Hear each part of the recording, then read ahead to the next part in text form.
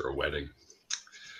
And we're live. Welcome, everyone, fellow unbelievers. Today I'm chatting with, well, you guys all know who I'm chatting with. It's the Godless Iowan. Yay, it's me. And well, you know what we talk about. We talk about deconversion stories. His is, as you can see, if you know his channel, which I'm sure you do, there will be a link anyways, just in case you forgot for some reason. But anyway, he's had his deconversion stories in chunks on his channel for like, what are you up to, 28 or 9 now? No, not quite. I'm at 23. Okay.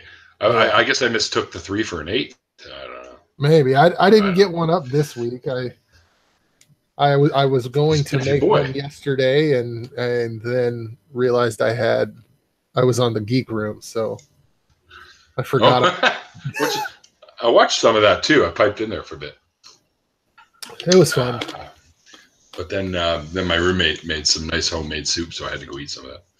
But anyway, so yeah, basically what we talk about is deconversion. So I'll let you take it away. Kind of like to know when you sort of, because you're a little bit of a special individual yourself, because you were going to be a minister or something at one point. I was a minister. I was a minister. Or you were a minister. Yeah, I was a minister for a decade.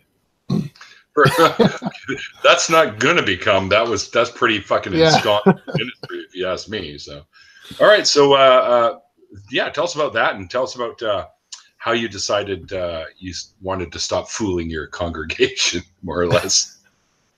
Well, I'm looking at it. Are you presenting yourself or? Nope. You're not? Okay, this is weird. It just shows you. It's not showing. Okay, I don't know. Maybe Google's changed something. Maybe.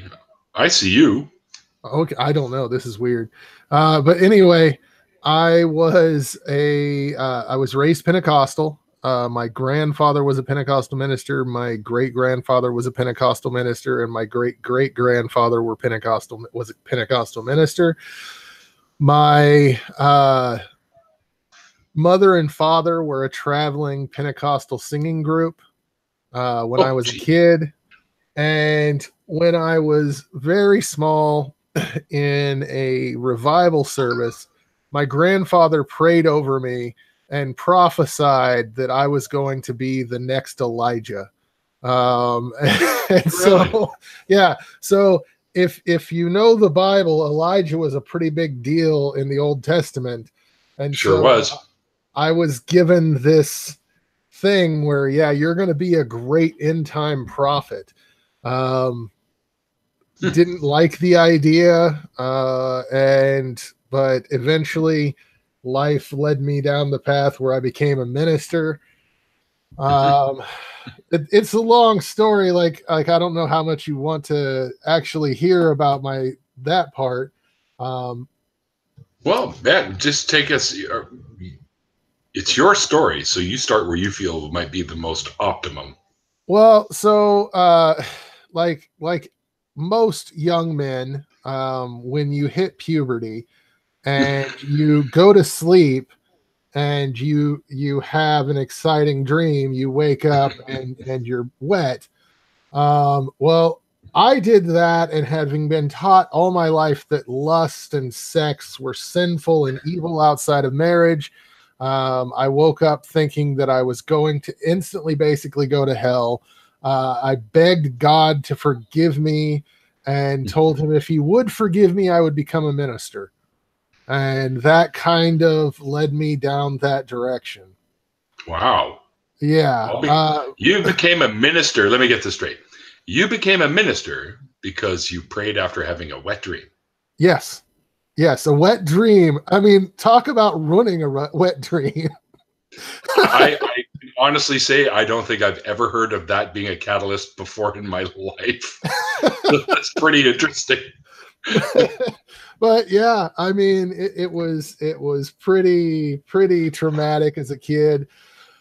So I was a minister for about 10 years. At about the 8-year mark, one of my cousins committed suicide. He was actually a cousin that was very close to me in age. He was only about a month younger than me. Wow. And that Sunday, oh, thank you. That Sunday, I was set to preach, and most of my family went to my church. And so I had to prepare a sermon for my family who had just experienced this death of my cousin. And as I walk into the church, I start hearing people will come up to me, and I overhear people talking about how sad it is that my cousin has committed suicide and how awful it is that he's now in hell because he ended his own life. So that started the ball rolling. And over the next couple of years, I completely lost my faith, or found myself out of it. I don't really like to use the term lost my faith because I feel a lot better now. I don't feel like I've lost anything. That's why I always say I don't lose my faith. I threw it the fuck away. Yeah, it just went away. Like once Dorothy and the Tin Man and the Cowardly Lion saw that the wizard wasn't the big scary head and was just the dude, there's no way that they could have closed the curtain and went back to being afraid of the big scary dude in the sky. Right. So once it just went. And I spent a good period of time trying my best to regain my faith, which really kind of pisses me off when someone says, well, you weren't a real minister, or you weren't a real Christian. If you had been, you would have really tried and you would still be a Christian today, but it's bullshit. Oh, fuck, dude. That no true Scotsman argument is done to death, and it's bullshit. Yeah. Oh, yeah. But that's me. And now I'm on a YouTube. I am a YouTube. You are a YouTube? Yes, well, you have a YouTube. I am a YouTube. Shouldn't you follow that with an ER? I am a YouTuber. Well, maybe. Yeah, YouTube sounds and a very good one too. Yeah. Very thank you. Well, fuck. That's why I'm a patron, dude. So I don't just fucking throw my money around all willy nilly, man. It's got to be worth it. And you're one of them. You're one of. I think I'm a patron for about 8 different people now. I know. Well, thank you. So there you go. Oh, yeah, and I'm broke. Anyway, I just start my own Patreon. Okay, so once you did this little discovery, and I can totally see how the whole, your cousin taking his own life. You did say it was a he, right? Mm-hmm. Okay, and all these people whispering in the background about how he's going to be in hell now, and which I'm sure upset you, because I'm just hearing you say that people were doing that. It fucking bothers the shit out of me already. So, how did your family take it when you decided that you were done with this stuff? Well, excuse me. So some took it really, really badly. Others have taken it a little better.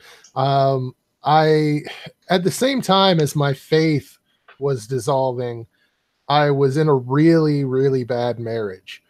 And so there were things going on in that situation that was just making things worse. And before I actually left the faith and cut it off, I told my ex that I didn't think I believed in God anymore. And when we finally split up, the next Sunday, she went to the church that I used to preach at and told everyone that I was a homosexual, cross-dressing, womanizer atheist. Oh, excellent. Yeah. That Meet George Jetson went perfect with it right there. Actually, yeah. I'll turn that down. Yeah, sorry about that. Folks, we do have a little clip of him that proves that, which is yeah. Isn't that the one where you dress up like, what's his name from fucking Silence of the Lambs or some shit? Yes, Buffalo Bill. Yeah. But so it was basically like a lot of people, they have their coming out stories. I didn't really get the coming out kind of portion of it. It was just told to everyone I know that I was now an atheist, even before I realized that I was actually an atheist. Mm-hmm. And so yeah, that was kind of traumatic. And most of the people that were in my congregation, even family members, don't really talk to me much anymore. Wow. Yeah, so it basically, my entire community type thing was gone. But they just ostracized you? Pretty much a lot of them did. Now, some of them, like, I'll see at holidays and things like that, and they're jovial and social with me. Others, it's gotten a lot better. My grandmother and grandfather on my father's side, it was never an issue. They didn't really care. My father, it's always been fine. My mom was the really bad situation. I almost completely lost my relationship with my mother. And I had to give her an ultimatum and just tell her, you've got to stop pushing the religion or we're not going to have a relationship. Because she would tell me constantly how she was crying at night, begging for God to come back into my life. And I was like, you just can't do this. You can't. Yeah, it's almost like guilt tripping you almost. Yeah. She sounds like my mom. My mom's an expert. She's one of them Jewish moms that's expert at guilt tripping. So. It's one of their powers, apparently. Guilt and religion are pretty. Yeah, synonymous. Yeah. Yeah, absolutely. Well,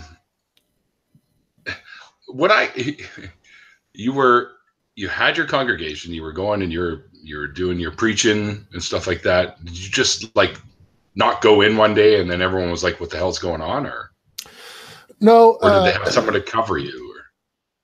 The atheist victim story is what Darth Dawkins has called this in the chat. Who's going by evolution false now. But no, it actually, it was a long time period. I went from being a very fundamentalist Pentecostal minister, speaking in tongues, faith healing kind of thing. I wasn't really into I believed in miracles, but I didn't believe in like the major faith healers that go around doing all their act. But I went from literally believing the Bible, being a young earth creationism, or a young earth creationist. I can't talk tonight. That's okay. Troth mumbles. I get them all the time. Yeah. To when my faith started going away, I would become more and more liberal with my theology. I started mixing a lot more philosophy in with my sermons. Instead of actually going with biblical passages, I would use a scripture and then go with something that I had read in Plato or Aristotle or things along those types. Sure. And eventually it just got to a point where I wasn't even really preaching on anything from the Bible. And the weird thing was, I noticed that people in my church weren't paying any attention to me because they weren't realizing what I was teaching wasn't actually in the Bible. The funny story is, one time I had almost what I would say is a complete breakdown during a service because I looked out and all I saw were bored faces and just waiting for the sermon to be over. And I forgot everything that I was saying. And I just sat there looking at the church. And all of a sudden I start talking about why I think Star Trek is better than Star Wars, and went on like a 30-minute sermon on this. And after awesome. After that service, like, this was one of the only services that I had real guff thrown back at me. And it was a little kid who was very angry and thought that Star Wars was way better. You're getting shit from a kid. All right. Yes.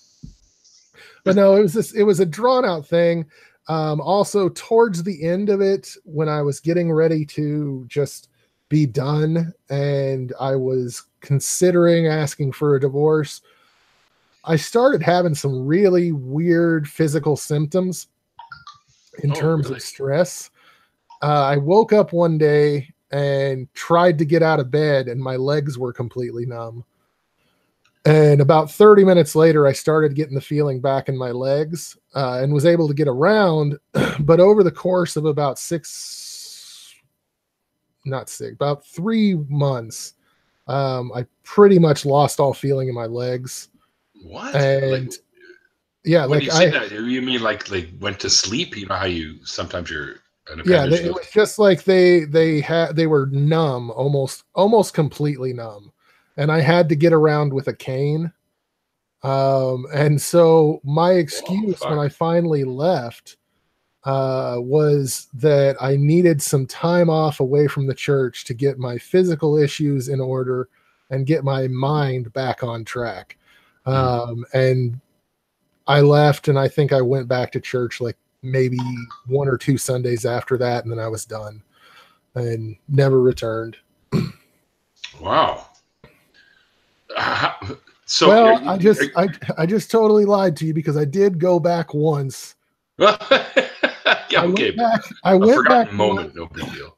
Like I went through this. Like when I finally realized I'm an atheist, Yeah. I went through this severe nihilistic period of time, because my entire worldview broke apart. And so I was like, you know what? Maybe religion is the right thing to do. Maybe I need to just go back to church. And I went back to church, and I sat there the entire time looking around going, all of these people are crazy. I can't believe I ever believed any of the stuff that's going on in this service. And it was just so weird. Now this is after being away for a little bit, I guess. Yeah, this was after being away for a while. I actually took Jen with me, and it was really odd. It was so weird. Is that Jen in there that we're seeing inside there? You might have saw Jen pop up for a second there. Her hair. I just saw that the chair moving. It's Jen or your fucking place is haunted, dude. I don't know, one or the other. It could be. I don't know. No, it's Jen. I have a question. Was it me? In the background behind you, beside the bookcase, I see something that looks like a batleth. That's a batleth.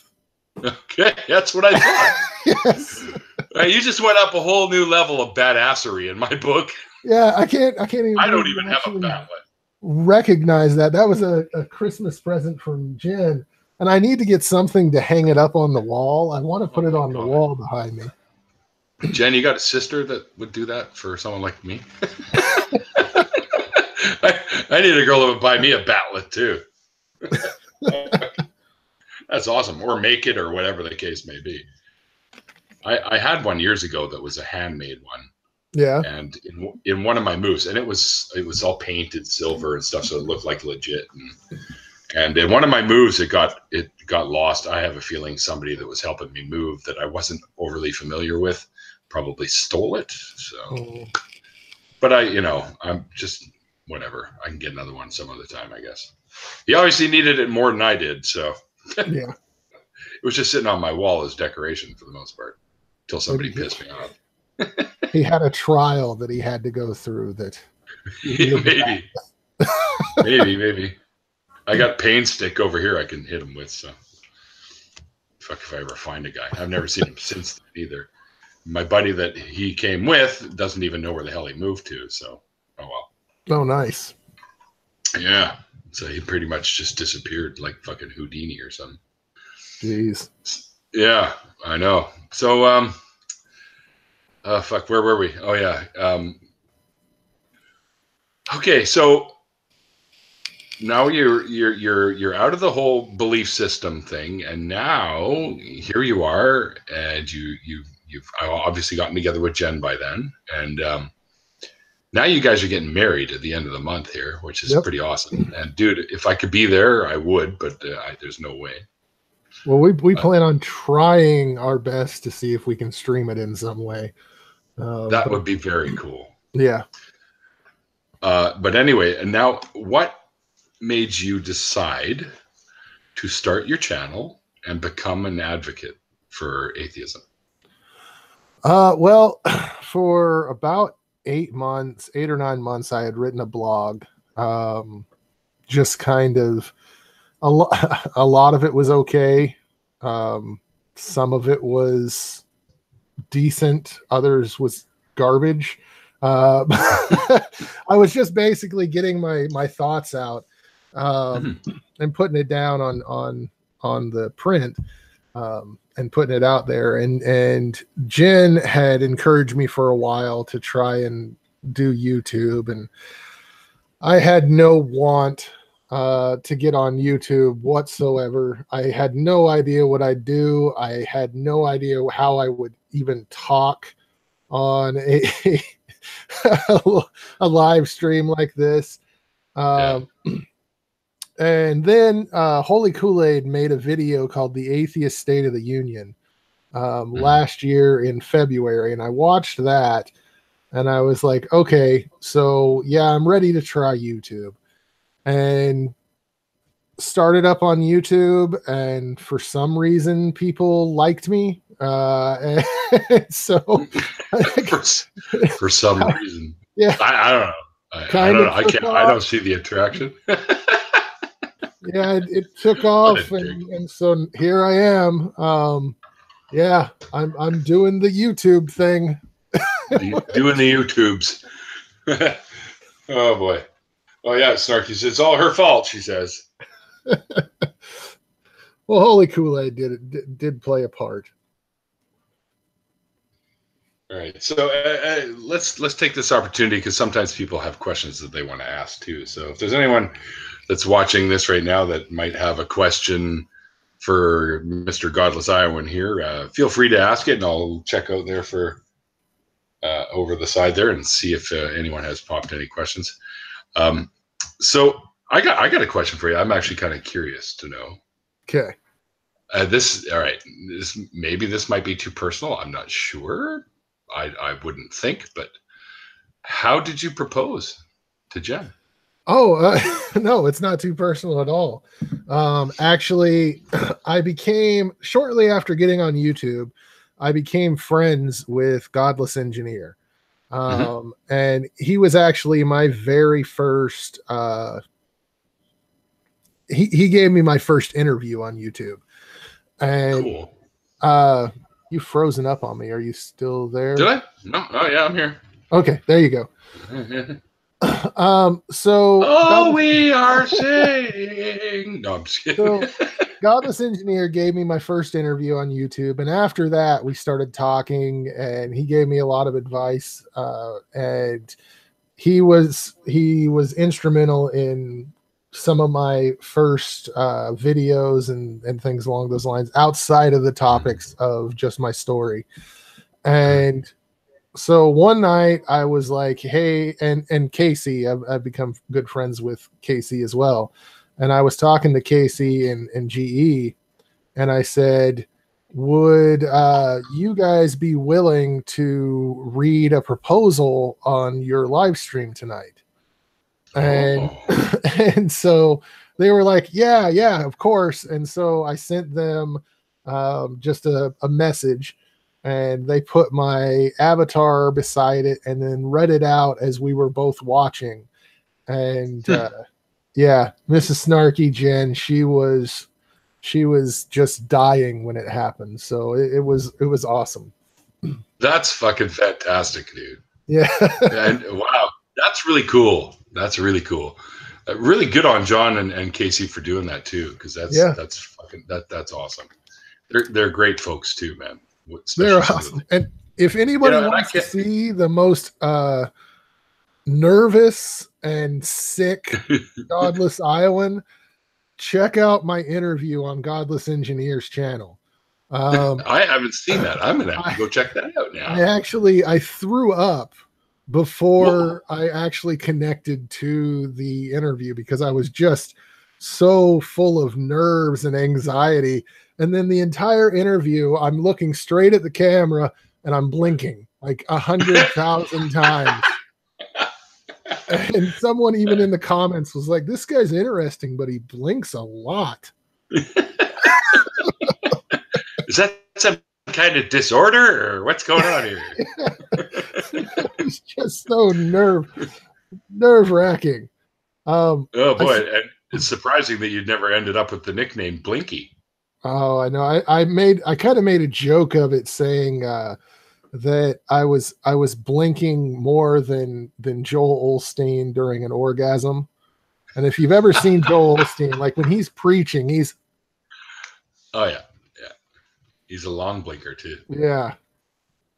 I see a question. Conquering Thought. Sure. Hang on, I'm not sure what that means. What? He said, "How'd you get so good at telling stories?" I didn't see that. You want me to just go ahead and... Yeah, because I didn't even see that. So I come from a family that, like, we spent a lot of time growing up just sitting around and telling stories about when we were growing up. I always heard my grandparents and my mother and father tell these long, detailed stories about when they were growing up, and so it just kind of came natural, I guess. I don't know. I'm not trying to run the stream, Duke. I just... Oh, geez. Duke. Relax, buddy.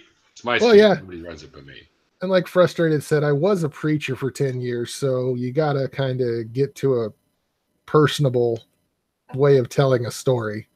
True enough. So, yeah.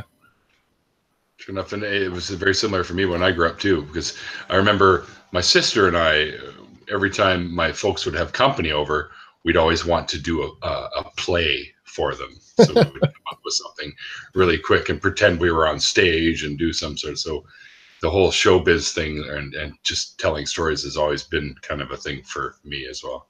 My sister didn't speak much. Apparently I did all the talking. Like I said, yeah, I'd like to have one of those lollipops, and so would my sister. She never had to open her mouth because I always got her everything she needed. I did that for my brother. Yeah. So you know what I'm talking about. Yeah. I was a loudmouth kid. Not much has changed, but Duke knows all about being a loudmouth. He even calls himself a loudmouth schnook, but he keeps spelling schnook incorrectly, and I have to keep fixing that for him. Yeah, it's not spelled SNOOK. No, that's like short for the billiards game. Yeah, that. Schnook. And take Neil. He should know. I'm pretty sure schnook is Yiddish, isn't it? Schnook is, yes. I believe so. It comes from the Yiddish, yes. It just means, I don't even know what it actually means. I think it's something like an idiot or something. Yeah. Is I think what it is. I could probably Google that. But anyway, so what do you like? You've got all those videos, the 23 of them that talk about your leaving and I guess you've got it broken into like chunks, like little bits of chunks. Yeah. Is there anything in any of those that we haven't touched on? There's all kinds of stories that go throughout that time that I don't really touch on. It's even though it's I think in the end it's going to be 25 episodes, and altogether it probably equals out to about 2 hours long. It's actually a pretty brief overview of the stuff that went on. So I mean, yeah, there's all kinds of stories that I could go into. Well, tell us about, like, were there any interesting interactions between you and maybe some of your congregation members after you told them about this? Like, yeah, well, I see them duck behind aisles at stores in order to not talk to me, which kind of bothered me at first, but now it was kind of the last time it happened, I actively tried to make this person do it as many times as possible. So that's hilarious, man. Does it still happen to this day or what? Yeah, or they just like they'll rush past me and say, "Hey, how you doing?" and then just go straight past, looking dead ahead, not even waiting for a response. It used Don't to. look him in the eyes. It doesn't bother me anymore. It's like, I mean, I shouldn't. that's their thing. I mean, That they just think seems I'm so. evil.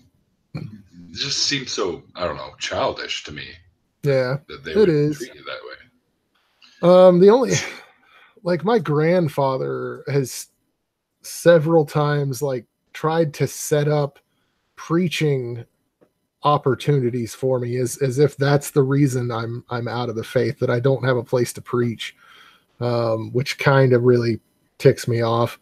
After constantly telling him I'm not going to be a minister anymore.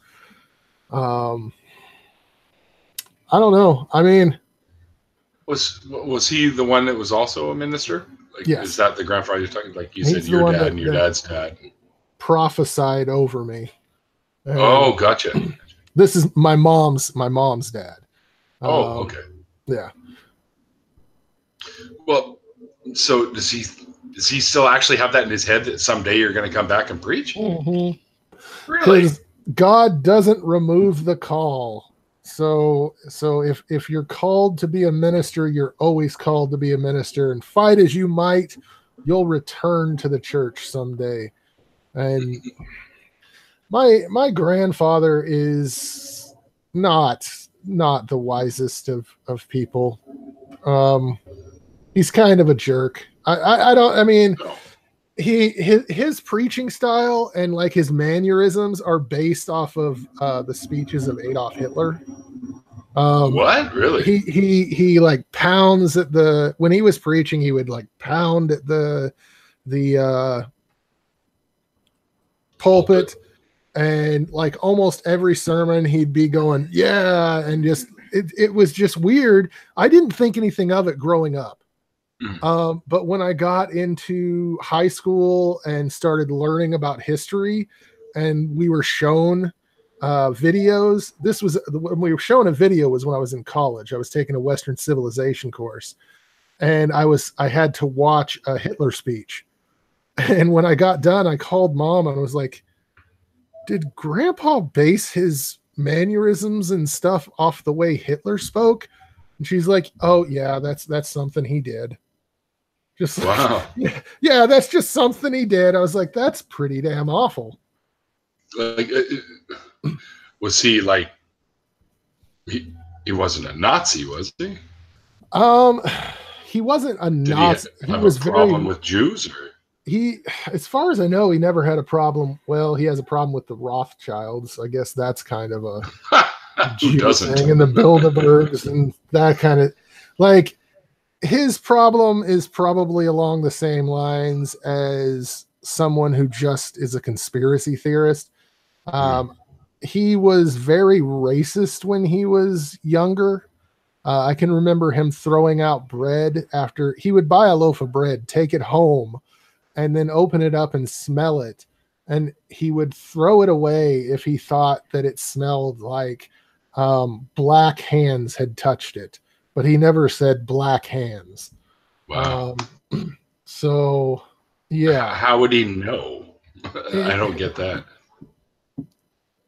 Has he got a snout like a dog? Like he can fucking like, 25 times stronger? Or? I'm sure he thought that, but he was probably just stupid and just said, like, the luck of the, like, there's no way there would be no smell. That it's so stupid. But I mean, I can say later in life he stopped being as racist. Hey, fucking that's train. A train. Yes. Yeah, just happens to come by right when I'm doing this. Give me a quick second here. I'll shut my door.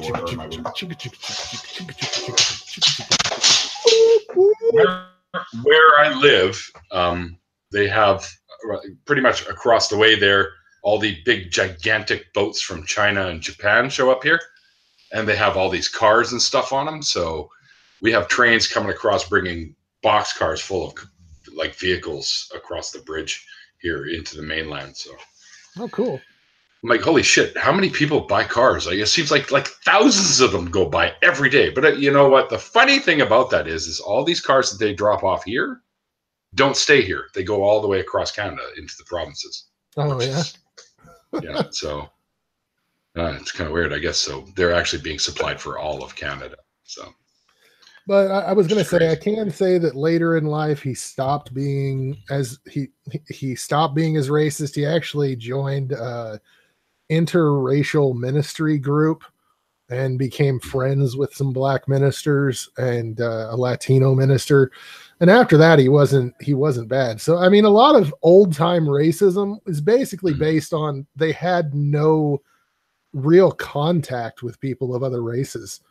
True. Once you're in contact with people, and the same thing goes for like the LGBTQ community, you can only hate them if you're not friends with any of them. And if you don't have any of them that you come into regular contact with, once you actually involve yourself with people in the various different minorities and groups, it's hard to hate anyone. Yeah, I hear you there. I had a friend that I had no idea was gay for probably 6-7 years when I first met him. And then all like 7 years into knowing him, it just, oh yeah, all of a sudden he comes home and he's with some other guy and he starts kissing him. And I'm like, Danny, I had no fucking idea you were gay. He goes, well, I never told you, so I guess why would you, right? But I'd never seen him with anyone really. So, and I went, oh, well, fuck, why didn't you just, he goes, well, I don't know, it just never came up. And I don't really think I go, oh, hey, I'm gay. It's just like that. Who does that? It's like me walking around going, oh, hey, I'm an atheist. Or, I'm an ex-Jew or whatever, right? So it just doesn't make sense. So I guess at that point, I was like, yeah, he's gay. And nothing changed, obviously, because I've never been one of those people that gives a shit about that kind of thing. It's like, yeah, well, that's your problem kind of thing, right? So, yeah. So yeah, and I guess I would have never known unless I had seen him in that moment or he finally came out and said something about it. It's weird in 7 years that it just never popped up, I think.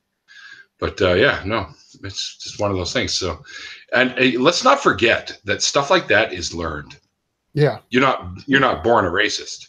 It's everything you observe with the people that you are familiar with and your own surroundings that demonstrate that behavior to you, and you end up picking it up, just like religion. Yeah, definitely. Right. So it's learned behavior, and whatever can be learned can be fucking unlearned. So, it's funny. Somebody was saying today, one of the comments, and I don't know who they are on Twitter. I haven't connected the dots yet, but it's like a knocked over bottle of nail polish in their picture on YouTube, and they leave comments on some of my videos, and they were saying that I swear a lot, but it's not a big deal because it's usually done in humorous fashion and not like ragey, wrathful kind of whatever, I guess. I don't know, but I said, yeah, I can cuss like a trucker sometimes, but I usually try to be funny about it as much as I can be. Yeah, I swear. I spent 10 years not swearing, so I've got a bucket full of fucks that I needed to get out. I got a bag full of curse words over here. I like the old Carlin one. Shit, piss, fuck, cunt, cocksucker, motherfucker, and tits. See, that's actually a funny story. Like when I first got away from the ministry and started swearing again, I was horrible at swearing. And one of the first times I really swore was I was at work, and one of my friends that I was working with went out and hid in the back seat of my car. And so when I got out of work, I opened the door, shut it, and my friend jumps up and screams, and I went, "Ah, fucking shit on my cock!"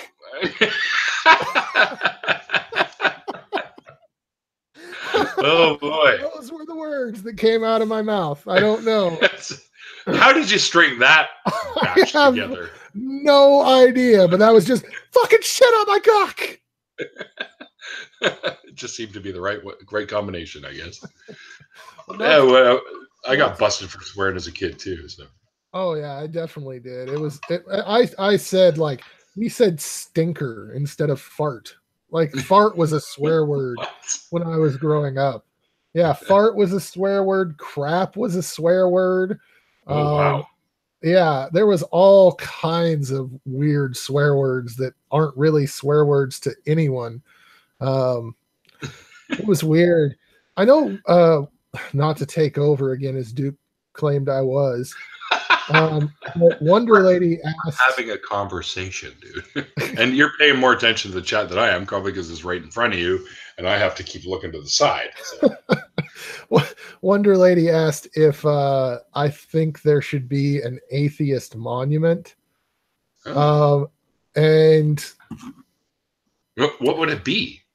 I know that there's like some out there, like, okay, so definitely Christians have monuments, like crosses and things along those lines. And so some atheist groups have said, well, if you have a monument, we get to build a monument too. And so they've built a monument. Some of them, like one is just like a box or something. It's just a box that has like a saying on it. I don't think that you really need monuments. Like, to me, the world is basically a monument.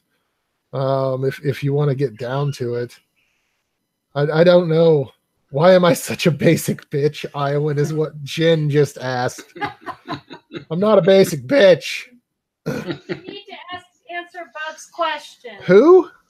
Bob. Oh, Bemelzebub asked. I don't see where he asked. Oh, he totally ignored my question about his why you have channel to go name. with the most ordinary name, like Godless Iowan. Oh, okay. So when I was going to ask you that too, but that's all right. He beat me to it.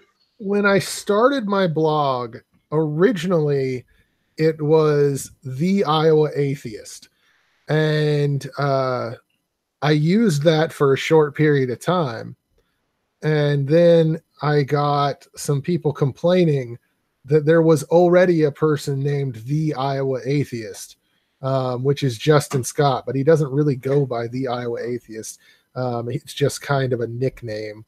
But so I changed it. And for a while, I was An Atheist in Iowa, which was so boring. I hated that. And when I started my channel, I really enjoy Godless Engineer, Godless Cranium, and then there was now my brain has gone dead. Someone else, Godless Journey. Godless Journey. Yeah, I was friends with Godless Journey. We actually started our blogs right around the exact same time. We were blog buddies before even YouTube. Blog buddies. Yeah, we were blog buddies. And so you guys hold hands and stuff. Yes, we held hands. Yes, we did. And so I really enjoyed that. And I'm an Iowan, so Godless Iowan. And I thought, I thought the scarecrow, like the scarecrow image, I thought was really funny. So I went with Godless Iowan and I used the scarecrow. And I'm glad I didn't go with my original idea, because when I first had my friend Trey do the avatar for me, I said, give him a corncob head. And he's like, no, that's going to look stupid. I'm not doing that. And I was like, it could look like a twisted version of VeggieTales or something. Yeah. I was like, okay, show me what you got. And so he made it, and I love it. And now I don't use my avatar as much, but I still like it. Yeah, well, you don't, for something like this, you don't need to. I mean, it's going to be your avatar on YouTube anyway, so. Yeah. No. And then Tad had asked why I'm mean to Billy from Vader Tech. Well, because Billy is obviously a basic bitch. Like he's the most basic of basic bitches. Like he starts out, hi guys, I want to talk to you about this game now. This is the greatest game of all time. Look at my dog chase this laser. It's so cool. Oh man, we used to get my sister's cat to jump up 12-foot ceilings with a laser. And that thing would hit the roof every fucking time. I'm told that you need to check your DM for some reason. My DM? Yes. On Twitter? Yeah. On Twitter. Oh, am I supposed to check what? Oh, this is exciting to watch, isn't it, folks? Me checking my DMs. Yes. It's always exciting. The stuff that Mrs. Snarky brings up that says, check your Twitter DM. Oh, I see. What did she send you? Just a little message. She all right. When are you gonna let her get a bun? Never. We're not getting a bunny. No. We're not getting a bunny. Why? Because Why? we're not getting a bunny. Oh. And Frustrated said he asked a question. I don't see his question. Did he? I don't know. I asked a question. When did you ask it? At the beginning of the fucking thing there? Oh, no, I see. Iowan didn't answer my question. Oh, sorry, guys. I got to pay more attention to this. I don't see Frustrated's question. I think he's lying. Frustrated's just a bad liar. Dad didn't want to... What? No, I don't know. I'm trying to find it. He's got statements here. His grandfather didn't want to catch the black. I'm not sure what that means. His dad didn't want to catch the gay. I'm not sure what that means. You know, it would be awesome, Frustrated, if you typed out your question again. That's good. And then we could go there. And then the Bible Belt Atheist said that he asked a question too. Wow. I'm so good at this. Bible Belt said, what's the one thing that intrigues you most about modern organized religion? How similar they are, but how much they hate each other.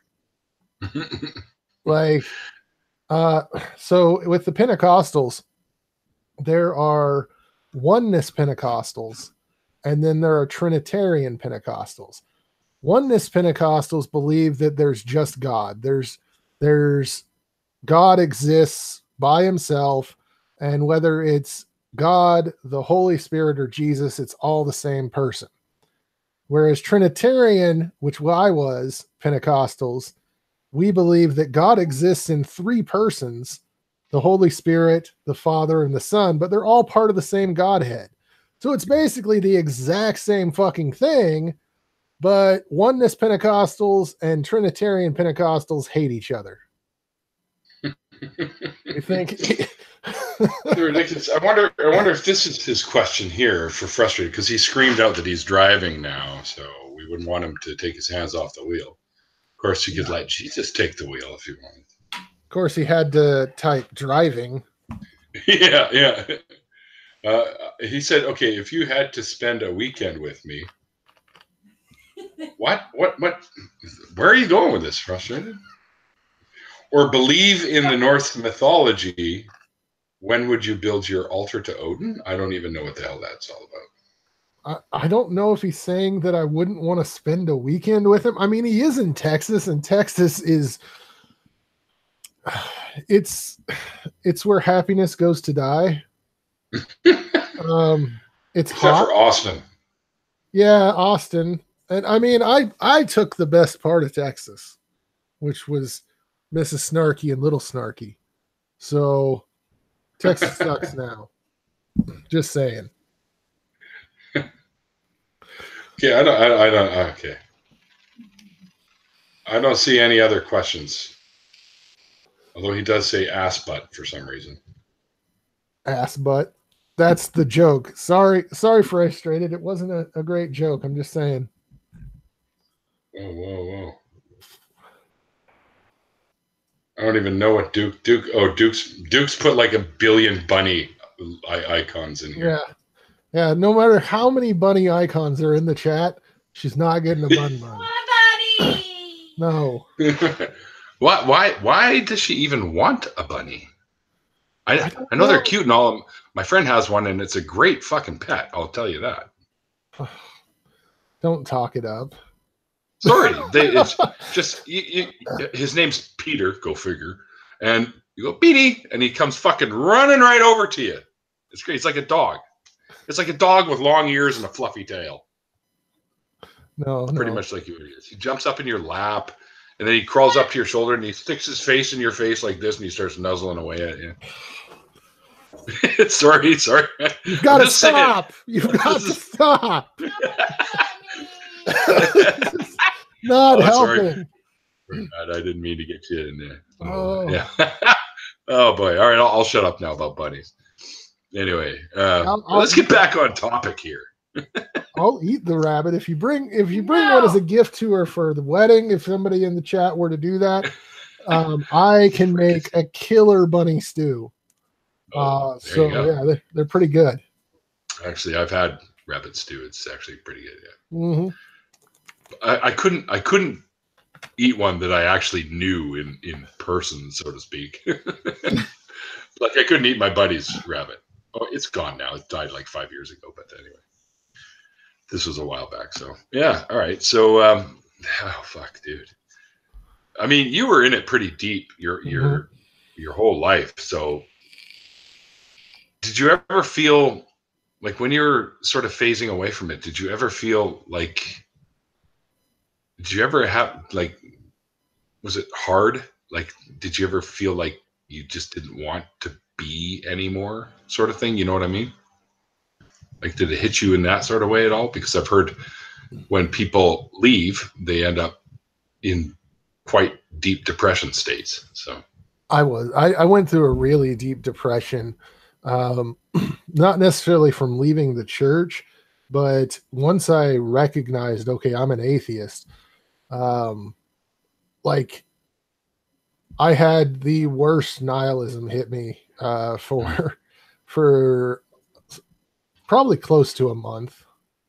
And I didn't want to do anything. I was like, everything's meaningless. This is all bullshit. And then finally I started realizing, through the help of Jen, she introduced me to Stoicism, which is a philosophy. And I started reading up on that, and it was like, okay, you know, there you can still find purpose even if there is no God. You can make your own purpose. And so it definitely helped. And that's awesome. But yeah, I went through, it wasn't a very long period of time, but it was pretty bad for about a month. Yeah, when I finally see with me, you know, I had the Judaism. I left that for the most part. I still was sort of, I didn't believe in God, but you know how most Jews today are kind of secularish anyways, but they still have the traditional stuff. And I was going to say earlier, if your grandparents were saying that you were going to be like Elijah's, it's like, does that mean that I can write your name on the cup that we leave out for Elijah at Passover? Yeah, Matt. That's right, Matt. Put that up there. This is for my friend Matt when he shows up. He's gonna drink our wine. Fucking You drunk. should totally do that. I'm gonna do that at my sister's, and my sister's husband is kind of rabbinical, and he's gonna look at me like, "What are you fucking doing? His name's Elijah." I go, "No, his name's Matt. They just call him Eliza." Elijah. The Eliza. modern. No. Elijah. Yes. It's funny. We're talking about. We're talking about the names that they you know, like they use the letter J. I think you're in that the letter J. It was one of our after parties. I think it was only invented like 600 years ago or something. So yeah, it hasn't been around. I think no, but it was. But we all know that they just used the Y back then, like Jehovah, Yeshua, whatever it was, right? All the sort of thing. Anyway, well, we're closing in on the hour here, sir. So, is there anything else you wanted to maybe? Does anyone have a last question, maybe? Or Jews in the wild, unholy mole. Jews in the wild. Yes, I'm one. I used to live in the wild. Damn it.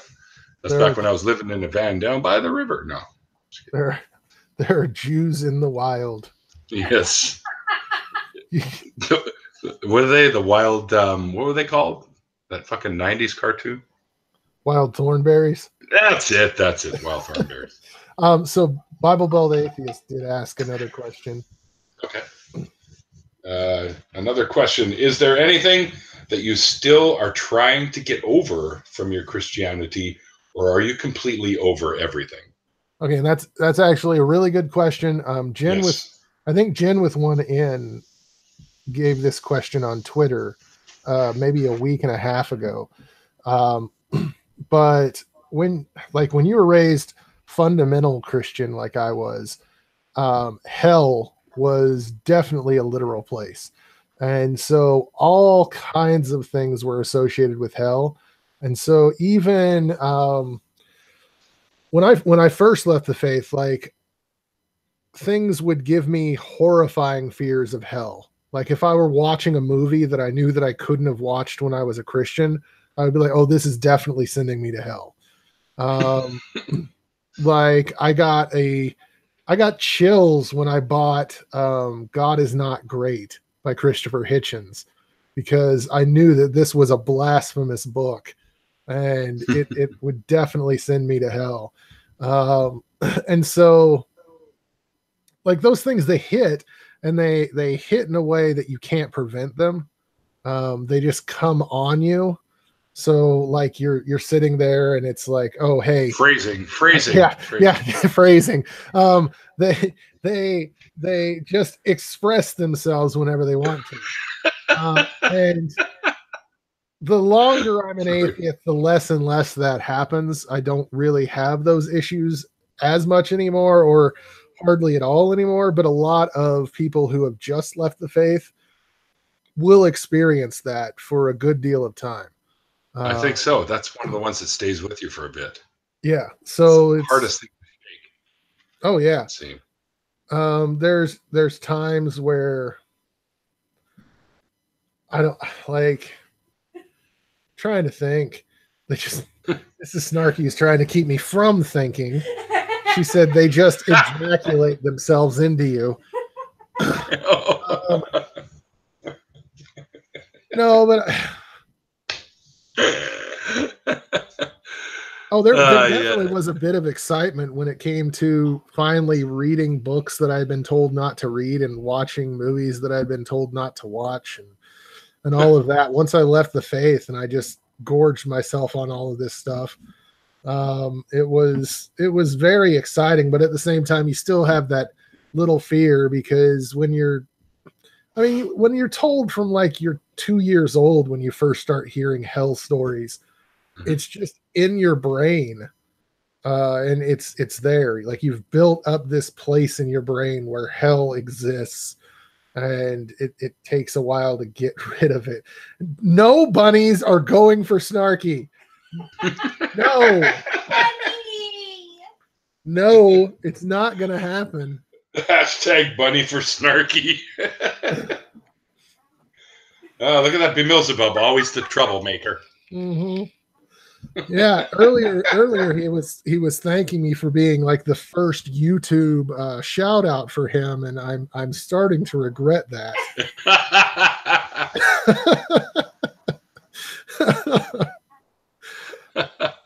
It's funny you're saying how you always had this thing that your parents you'd hear about hell, or as Reese said, or Hades. Yeah. Hell was partially designed on the whole Hades thing, Reese, so just relax, okay? And I think the other bit that they kind of ripped from was the Dante's Inferno thing. Oh yeah, Dante is what a lot of hell comes from. Yeah. Like just a made up story. This is what hell is, and people were like, okay, that's what hell is. Mm-hmm. Mm-hmm. Yeah. But we had it wasn't religiously related, but when I was really young and my parents always had to stop at 7-Eleven before we went home, they always used to tell us that there was the boogeyman lived in 7-Eleven, so we were never allowed to go in there at night with them. And one day I asked my dad, I said, well, where the fuck does this guy go during the day where we can go in with you during the day? He goes, oh, well, he's out scaring children everywhere. I go, this sounds just big, but it's believable as the whole fucking Santa Claus thing, but because I was little. So and I still believed in God, right? Like this, there's a boogeyman that lives in 7-Eleven. And for the longest time, I didn't go into 7-Eleven at night, even when I wasn't with my parents. So that kind of thing can stick with you. Yeah. The fear of something. It's weird. Right? Yeah. It's so weird. Finally, I grabbed myself by the balls and walked through that door at dusk one day, and I was like, yes! And I walk in there, and everyone that worked there is like, what's wrong with this guy, right? So, but I needed to get a pack of smokes. So I got to ask you, you were raised in Judaism. Mm-hmm. So were you raised with a hell belief? No, there is no hell in Judaism. They have something that we used to.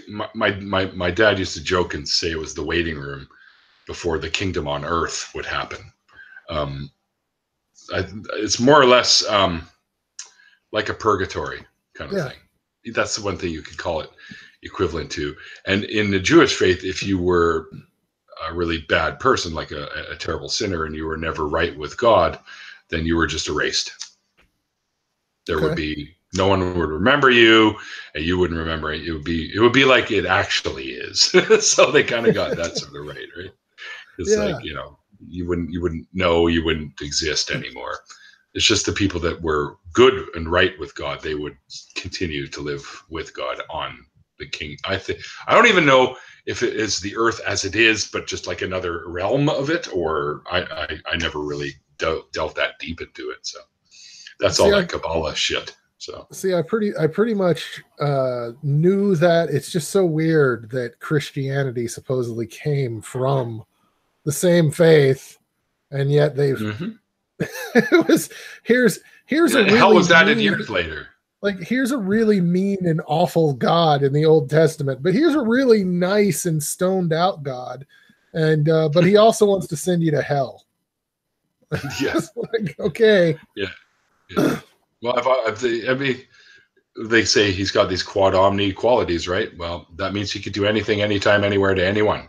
Yeah. And so I've always had issues with all the shit that you see going on in the world. A God with those properties would not be able to resist intervening. So, because he'd have to, literally would have to.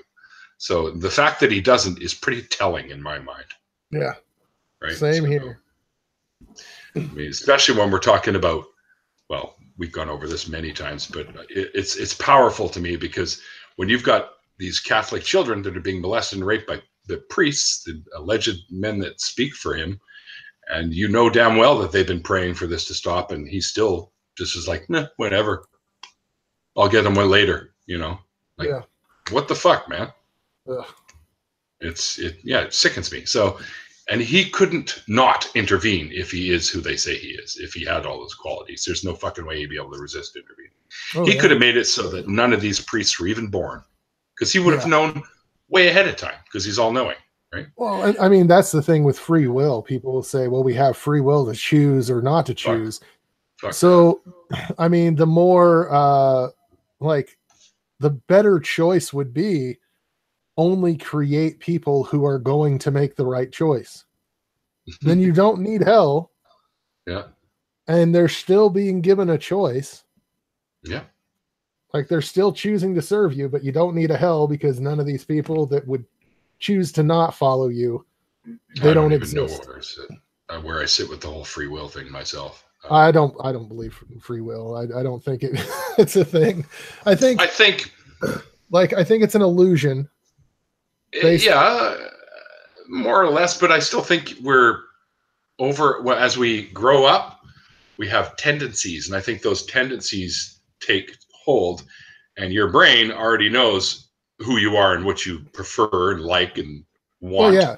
So you're going to make those decisions that are according to those tendencies. So your brain's already sending you signals that you're going to do something before you're even aware of it. So do you really have free will, like the described free will like they do? No, I wouldn't say you do. And I agree. When you look at when people started talking about free will, they were looking at the problem of evil. And it was like, okay, so either God is good, or he's not good, or, you know, he doesn't care, or there's free will. And then he gets a get out of jail free card. of everything. It's our fault. So our fault. I find that funny because none of this would be necessary. None of it would be necessary at all. If he is all-knowing, like they claim, he already knew Adam and Eve were going to eat the fruit off the tree. He knew they were going to fall from grace in the garden. He knew Satan was going to show up to coerce them to do that. He knew all this shit well ahead of time because he knows everything. He could have easily kept that from happening. Yeah. And then none of this would be necessary. And not only that, if he's God and he's as powerful as they say he is, he could create, there wouldn't be 50 billion different fucking versions of the same Abrahamic belief system. He could have created a book that no matter who picked it up would understand it completely in their own language because he's God and he could do something like that. And nobody would be confused as to what his word is. And there wouldn't be differences of opinion because there wouldn't be the necessity of it because it would be clear and precise. And we would all be, we'd all be fucking doing the bowing thing to this guy because we'd know he was real. But because of all this nonsense, I highly doubt that there is anything out there like that because it should have and would have been that way if he truly was omnipotent, omniscient, omnipresent, omnibenevolent. Well, in growing up, I was always taught that the reason God created this world was because he wanted to. And that would mean bored. That would mean that God was either bored or he desired something, which how can something that's perfect get bored or desire anything? Right. And then regret being all-knowing, then regret his creation. Yeah. Right? Or just a couple makes of times no it says sense. that. Nope. No. Sounds more to me like the scramblings of the human mind being scrolled out onto paper.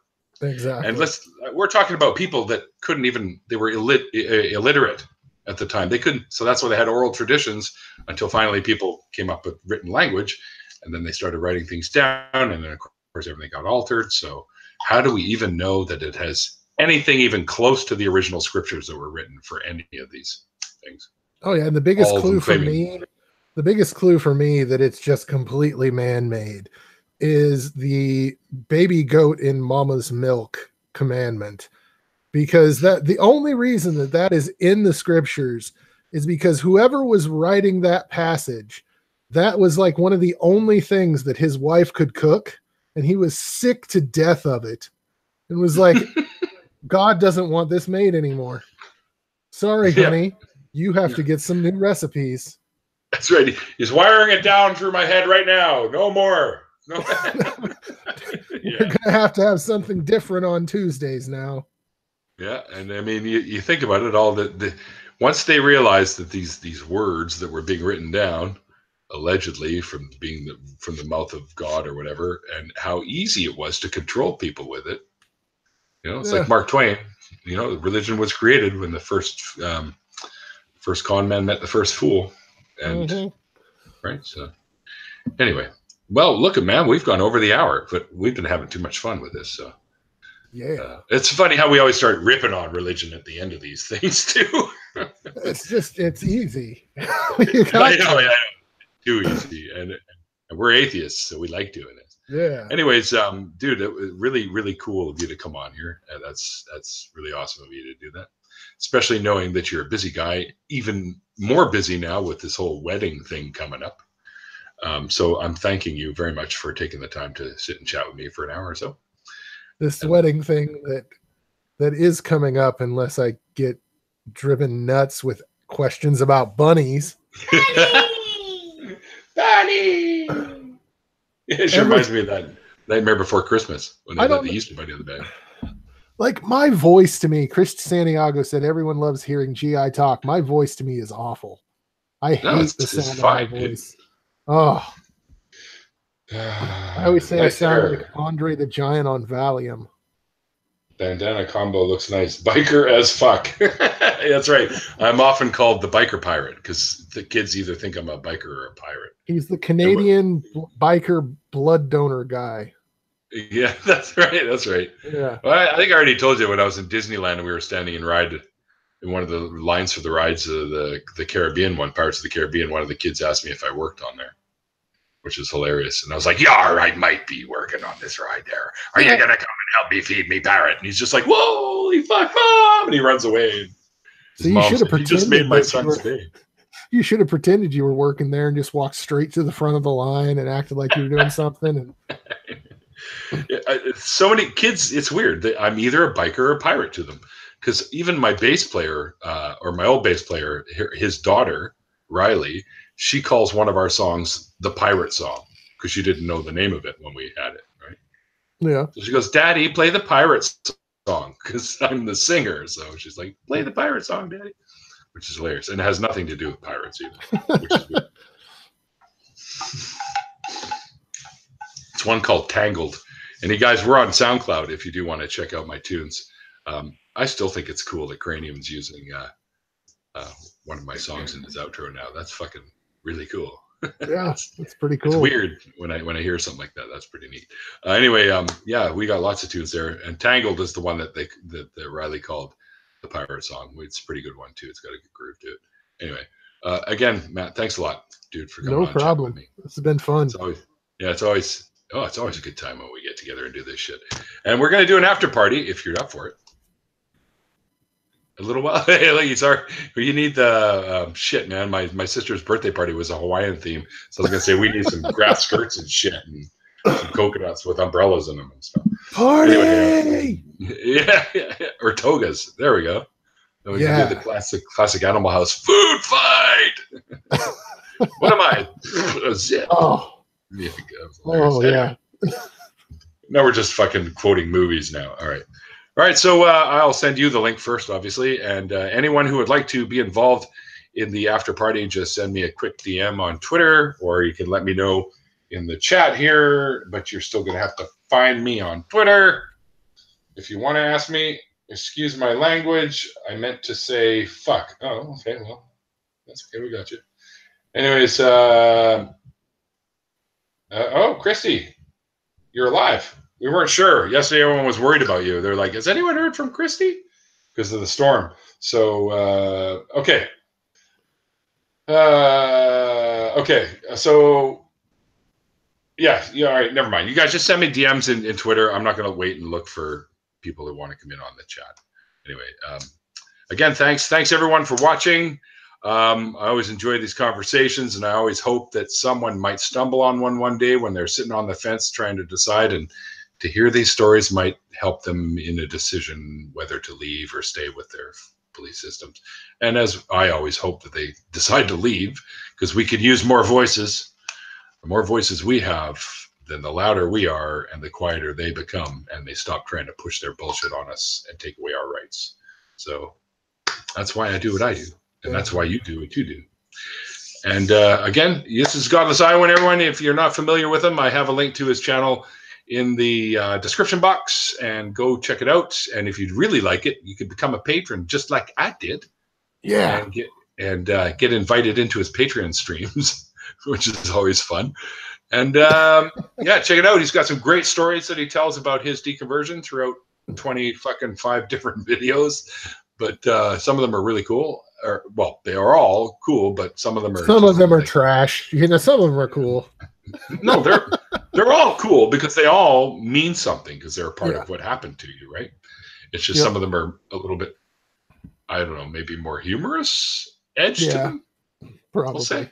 I would say so. Still, yeah. So check them out because they're great, and all his other videos are good too. And I think I've probably watched over 90% of your content. So my problem is I never leave comments in anything much anymore, because I always end up having to go back and fucking retype shit and stuff. And people answering me, and well, I don't know. And YouTube I find is weird to get into conversations on. I usually eat that for Twitter. Yeah. Anyway, all right. So yes, look at us, quarter after almost here. We're just fucking diehards. All right. So I'll send you guys the links if you want in, and everyone say goodnight to Mr. Godless Iowan. Thank him for doing this with me. And all you heathens out there and unbelievers, it's always a pleasure to sit and have these conversations, and that you guys enjoy them and hang out with us and ask questions. It's awesome. Anyways, until next time, guys, remember, it's called faith because it's not knowledge. Yeah.